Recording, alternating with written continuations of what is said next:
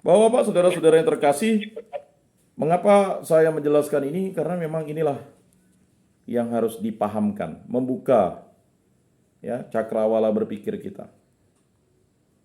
Karena tindakan kejahatan yang dilakukan itu adalah tipuan iblis, tipuan setan yang membuat kita ya kan tidak paham. Lama-lama menguasai hawa nafsu kita. Lama-lama menguasai hidup kita. Dan akhirnya kita ya kan ditelan oleh kegelapan itu. Maka harus dipahami itu, ya. Konsekuensinya the common good komunitas politis tertentu tidak lagi dapat dicapai dalam isolasi dari kelompok dunia komunitas politis. Oleh karena itu akan selalu ada kebutuhan objektif untuk memajukan ukuran universal common good, yakni kesejahteraan umum yang meliputi seluruh keluarga bangsa Indonesia, Pancam Interis, artikel 132. Sesungguhnya pembicaraan tentang the common good tidak dapat dipisahkan dari sumbangan pemikiran Agustinus dan terutama Thomas Aquinas, yang terdahulu menekankan bahwa ikatan kodrati yang umum membuat semua manusia itu satu. De civitate Dei, ya. Oleh karena itu Uskup Hippo itu memperdulikan komunitas dunia. Kemudian itu terbatas pada hasil karya perdamaian, akan tetapi karena passion yang endemik dari manusia, maka perdamaian itu terancam. Dan kota manusia tetap tinggal dalam kondisi kronis perang sipil. Nah, itulah yang terjadi. Inilah tugas komunitas politis untuk mengupayakan damai. Bagi Agustinus, the common good kota insani adalah damai. Maka Yesus menyampaikan salam damai dan sejahtera. Yesus itu adalah kasih, maka ya damai dan sejahtera. Jadi kota insani itu adalah damai, akan tetapi suatu damai yang harus diatur oleh hukum ilahi dan mengabdi pada kehidupan kekal, yakni akhir dari kota Allah. Sementara itu, Dr. Angelicus Thomas Aquinas dalam Summa Theologia atau Theologiae menyatakan everything is therefore called from the divine goodness as from the first exemplary, effective, and final principle of all goodness. Summa Theologi, ya. 1A, artikel 1A, artikel 6, dan artikel 4. Tentu saja Aquinas berhutang budi pada Agustinus dalam hal prinsipal mengenai the common good. Aquinas mengidentifikasikan the common good dengan kehidupan keutamaan warga yang merupakan kunci untuk menginterpretasikan apa yang dia perhatikan. Tidak mungkin bahwa manusia menjadi baik kecuali kalau ia diatur dengan baik, kecuali kalau bagian-bagiannya disesuaikan dengannya. Akibatnya the common good dari negara tidak dapat berkembang kecuali kalau warga berbudi luhur. Maka harus berbudi luhur. Jadi tujuan bapak-bapak dimasukkan di tempat ini untuk berbudi luhur, kembali menjadi luhur. Ya. Maka bukan disebut, ya kan? Maka disebut lembaga, bukan penjara kan, lembaga lapas, lembaga pemasyarakatan. Rutan itu kan rumah tahanan saja. Ya kan? Jadi disebut lembaga pemasyarakatan, ya kita harus tahu bahwa kita harus berbudi luhur. Ukuran berbudi luhur bagi hukum negara itu adalah tidak melawan hukum, tidak melawan undang-undang. Sama seperti kalau berbudi luhur dalam ekonomi, misalnya kita pinjam bank. Walaupun bapak itu rohaninya bagus tapi tidak bayar bank, ya dianggap tidak berbudi luhur di bank. Ya, dikasih label merah. Nah, apalagi kalau kita melawan, ya itu dia. Jadi ada perbedaan antara ya rohani dan hukum rohani dan hukum duniawi. Ya kan? Atau hukum Allah itu ya memang berbeda dengan hukum dunia. Hukum dunia mendekati hukum Allah. Tetapi hukum Allah tidak mampu ya akan dikejar oleh hukum dunia karena pasti berbeda. Setiap negara berbeda. Ya kan? Maka jangan menyamakan ya. Jadi kalau misalnya di suatu negara misalnya ya, saya eksplorasi penjara-penjara di dunia dengan nonton di Netflix itu. Kalau tindakan di suatu negara, saya lupa negaranya apa, dia melakukan tindakan pembunuhan misalnya. itu bisa dihukum 50 tahun. 50 tahun. Ya kan? Kalau di Indonesia kan dilihat dia membunuhnya karena kecelakaan, membunuhnya karena berencana, membunuhnya karena penganiayaan, atau memang ada, nah itu ditafsir ya begitu. Tapi ada juga yang unik, dia hanya menipu tapi di penjara 30 tahun. Itu di suatu negara. Ya, menipu saja tuh, menipu. Ya. Apalagi yang membunuh, menipu saja 30 tahun. Yang membunuh katanya ya itu tadi bisa 50 sampai 60 tahun. Karena hukumnya berbeda. Nah, begitu juga ya, makanya seperti itu. Akan tetapi itu cukup bagi sebagian komunitas hingga warga lainnya menjadi jauh berbudi luhur dan mentaati perintah para pemimpin. Summa Theologia, artikel 1A, 2AE, 92, kemudian ayat 1 dan ditambah dengan ya kan pasal 3-nya. Nah, jadi begitu. Jadi untuk menjelaskan, mungkin ada yang masih merasa sangat kesal atau sangat dendam ya kan dengan aparat hukum ya kan, tindakan semena-mena dan sebagainya ya. Tetapi kan memang hukum itu buta. Ya. Kalau kita lewat fakultas hukum itu kan matanya ditutup. Karena hukum itu tidak melihat ya kan ya, tetapi tidak melihat motif, tapi melihat fakta-fakta. Ya. Jadi memang itu sesuatu kenyataan yang harus dihadapi dan itu memang harus dipahamkan. Dan bisa jadi ada yang sebenarnya tidak harus dihukum karena dia tidak bersalah. Nah, nanti itu pembuktian di akhirat sih memang. Ya memang kalau memang mau dibuktikan sekarang butuh fakta-fakta yang memang otentik. Nah, tetapi nanti kalau hukum di akhirat itu jelas, ya tidak ada yang disembunyikan. Tetapi kenyataannya terjadi.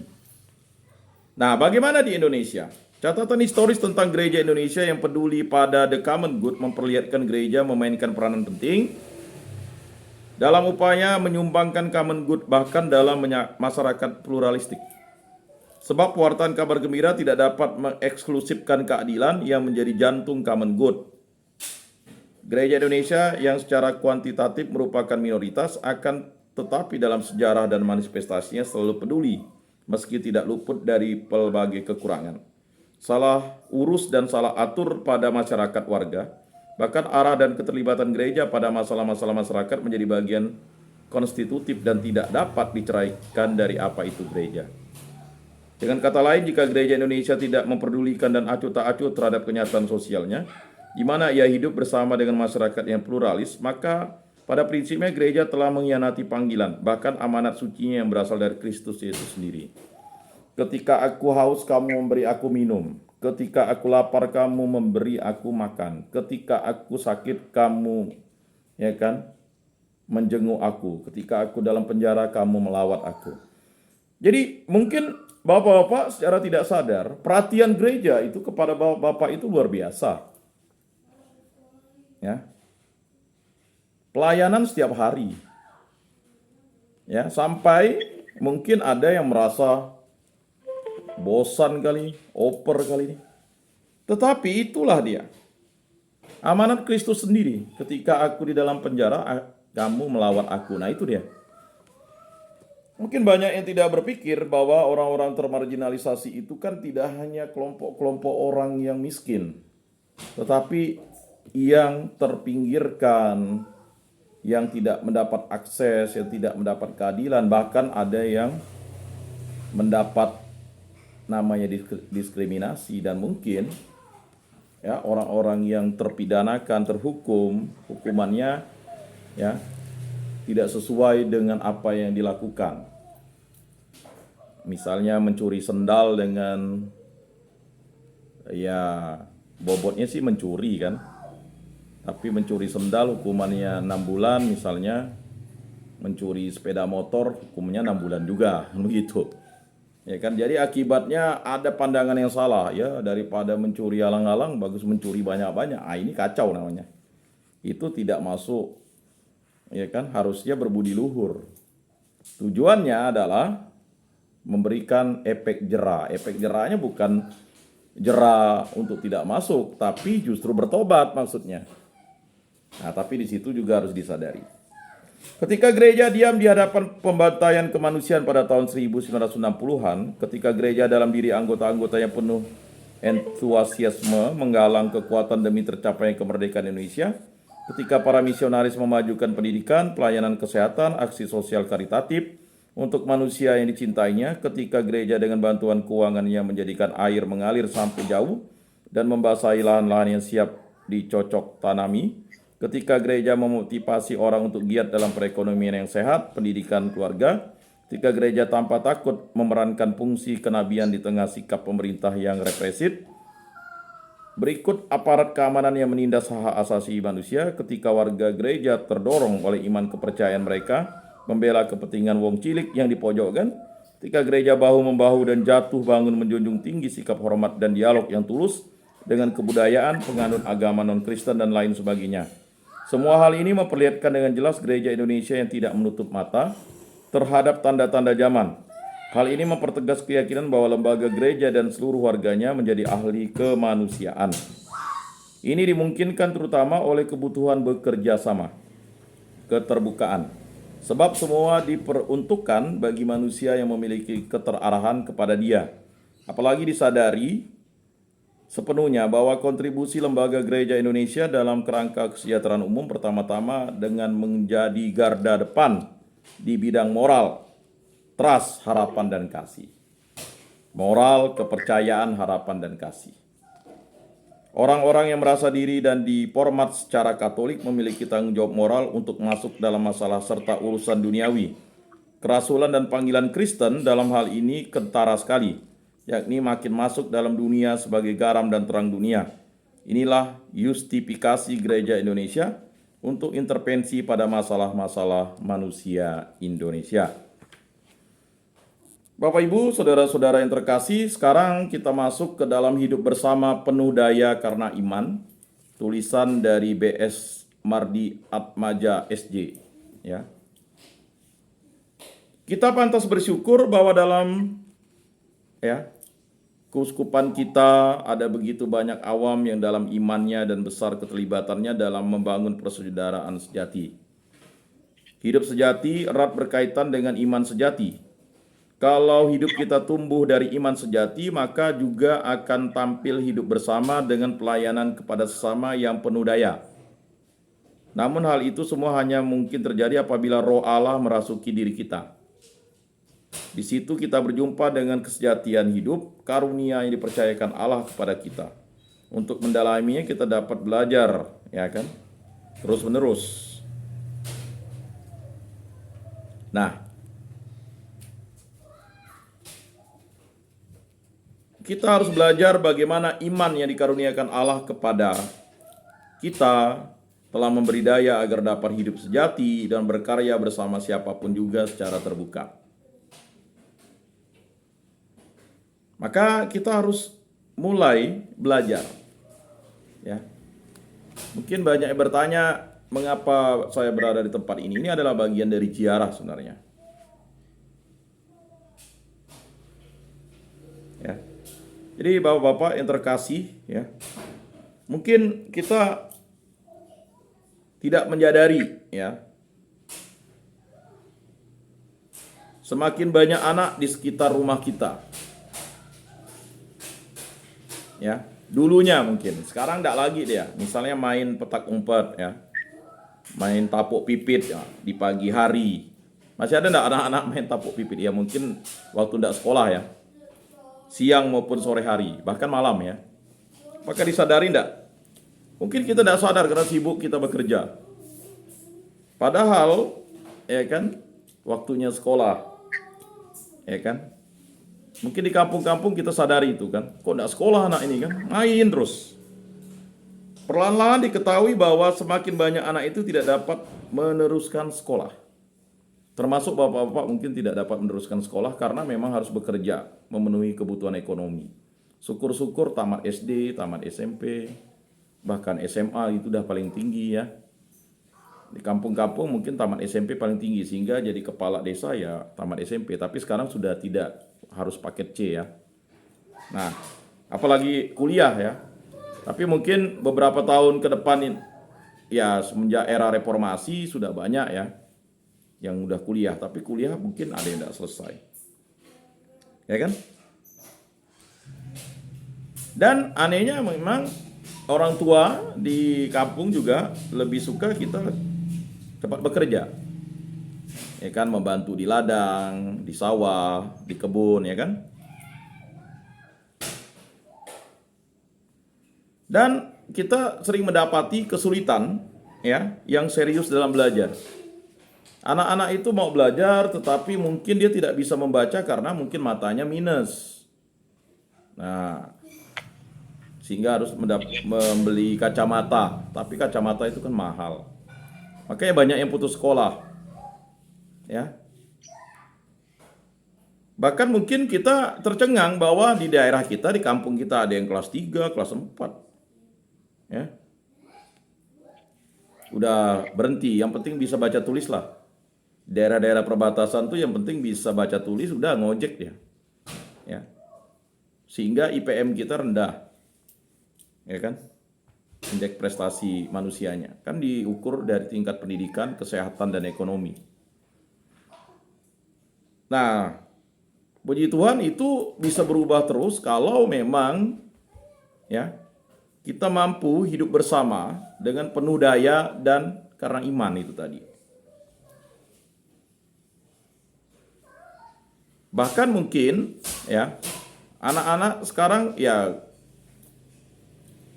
mau kita cek 5 ditambah 2 sama dengan berapa tuh lama sekali. Kalau disuruh main HP cepat ya. Ya. Disuruh membaca sulit tetapi dia bisa main game. Ah ini aneh. Dia mau membantu di tengah kesibukan tugasnya ya kan. Artinya ya dalam kesibukan kita nanti itu ketika kita mungkin nanti keluar dari tempat ini harusnya kita berdaya guna karena iman. Ya, tidak hanya melaksanakan kegiatan rohani tetapi kita juga harus melaksanakan kegiatan baca tulis. Dicek anak di kampung kita itu di sekitar apakah sudah membacanya lancar, tamat SD enggak, tamat SMP enggak, tamat SMA enggak ya. Kita harus memberikan penyuluhan kepada mereka untuk sekolah. Ya.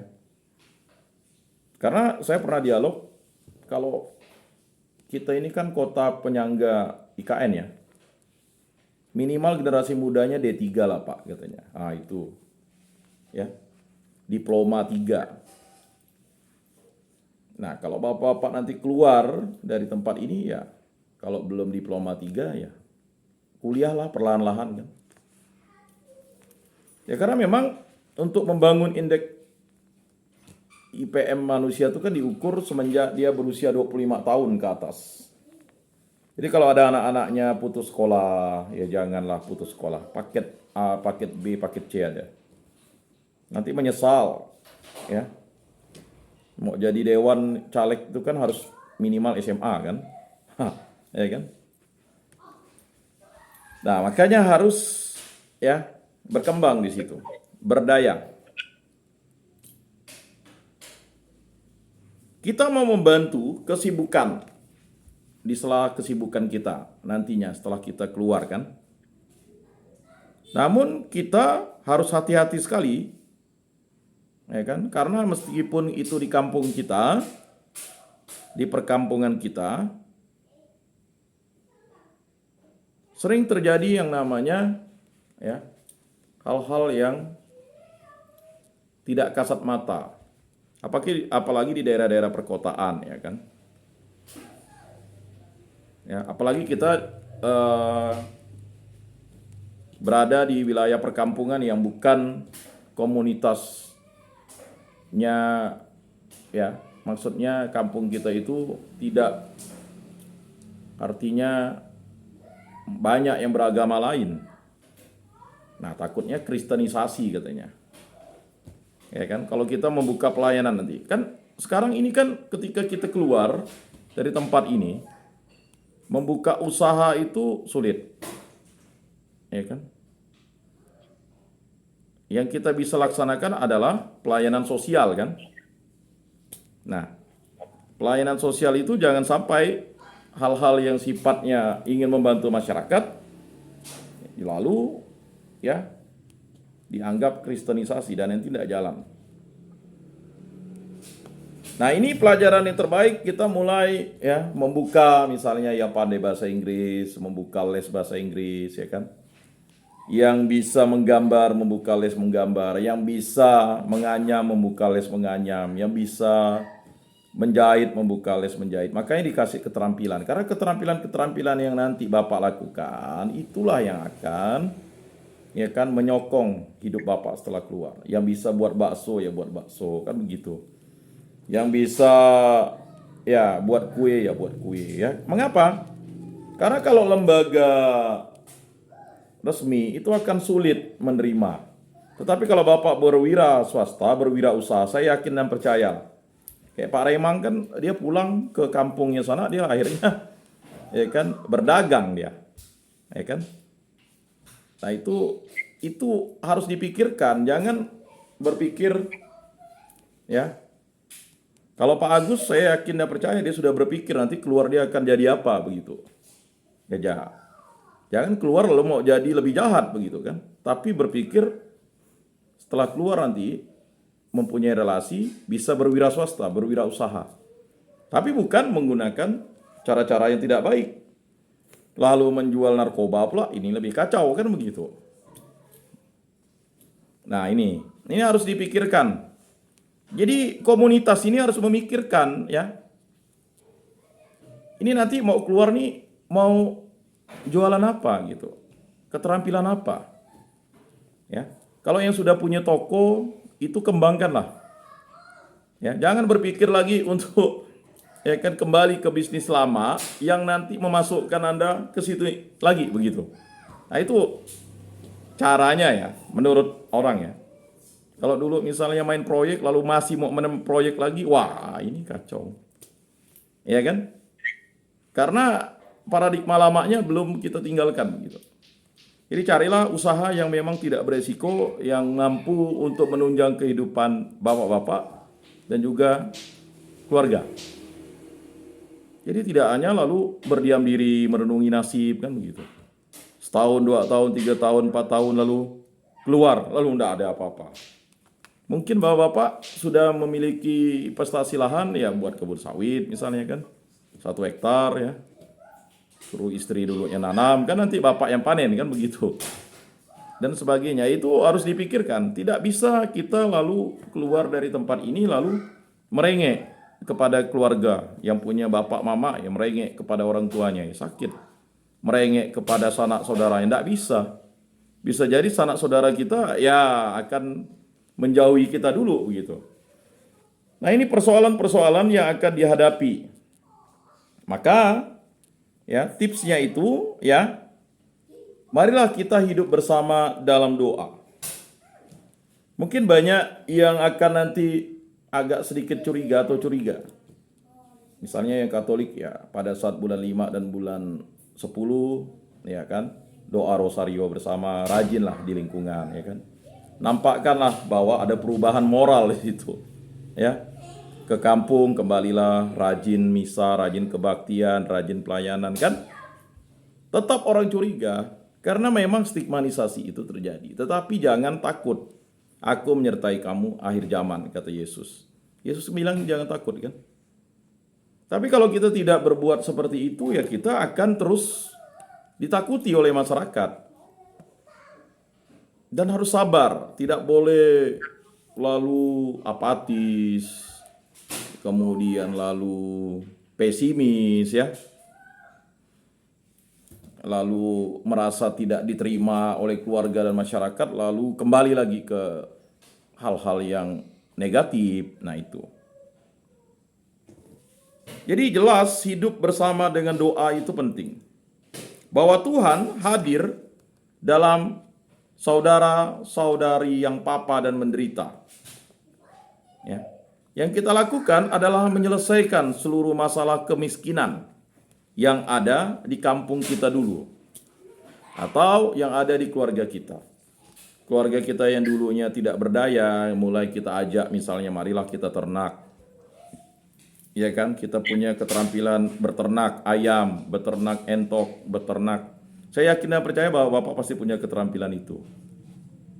Yang punya lahan, marilah misalnya berladang kembali. Ya kan? Dulu waktu berladang belum punya usaha, kok hidupnya bahagia ya? Coba pikirkan itu. Tapi setelah main proyek kok hidupnya tidak bahagia begitu kan? Ya, memiliki materi sih, memiliki mobil, rumah bagus, tapi kok tak bahagia? Dulu waktu berladang masih baru berumah tangga atau berkebun, kok rasanya sangat bahagia begitu. Makan belacan dengan ikan asin pun nikmat. Tetapi setelah main proyek, ya kan, misalnya buka usaha, ya kan, beli mobil, makannya pizza, ya kan, daging, kok lalu malah tidak enak begitu. Nah, itu harus dipahami bahwa apa yang terjadi itu, kita tahu bahwa hidup bersama dalam doa itu penting. Baik dengan komunitas yang seiman maupun komunitas yang berbeda iman atau berbeda agama. Ya. Marilah kita membuat namanya hidup bersama penuh daya itu. Nah, mungkin sampai di sini dulu untuk pertemuan hari ini. Terima kasih untuk kesetiaan Bapak-bapak dan saudara-saudara mengikuti kegiatan ini. Kita akan terus membangun yang namanya ya kan daya, ya, kedayaan kita, artinya kemampuan kita dan keimanan kita ya sinkron dengan apa nanti kebutuhan-kebutuhan kita. Baik, mari kita tutup dalam doa. Dalam nama Bapa dan Putra dan Roh Kudus. Amin. Allah Tritunggal yang Maha Kudus, kami bersyukur di hadapan-Mu. Karya agung-Mu lah yang mempertemukan kami untuk mendapatkan pemahaman dan paradigma baru. Bagaimana hidup kami yang penuh daya dengan penuh iman ini mampu kami isi dengan keterampilan dan kegiatan yang positif. Bimbinglah kami agar kami selalu bersabar dan selalu mampu untuk menjadi pribadi yang mengikuti kehendak-Mu. Berkatilah istri-istri kami, anak-anak kami, menantu-menantu kami, para orang tua kami, saudara-saudari kami, agar hidup rukun, damai, dan sejahtera, dan mampu mengembangkan usaha dan keterampilan agar mampu berdikari. Dan berkatilah juga orang-orang yang kami musuhi agar kami sadar bahwa pengampunan adalah yang utama, sehingga rahmat pengampunan selalu hidup dalam diri kami dan juga kami dapat selalu hidup rukun, damai, dan sejahtera. Angkatlah sakit penyakit kami dan juga bagi yang belum hadir, semoga hati mereka terbuka. Musnahkanlah iri hati, dengki, dan dendam. Dan yang paling utama, kuatkanlah kami agar kami selalu setia kepada Yesus Kristus untuk selama-lamanya. Semua doa ini kami serahkan dengan perantaraan Tuhan kami Yesus Kristus yang hidup dan meraja kini dan sepanjang segala masa. Amin. Dalam nama Bapa dan Putra dan Roh Kudus. Amin. Salam, salam kasih, damai, dan sejahtera. Tuhan memberkati, menyertai, dan melindungi. Salve. Shalom, salve.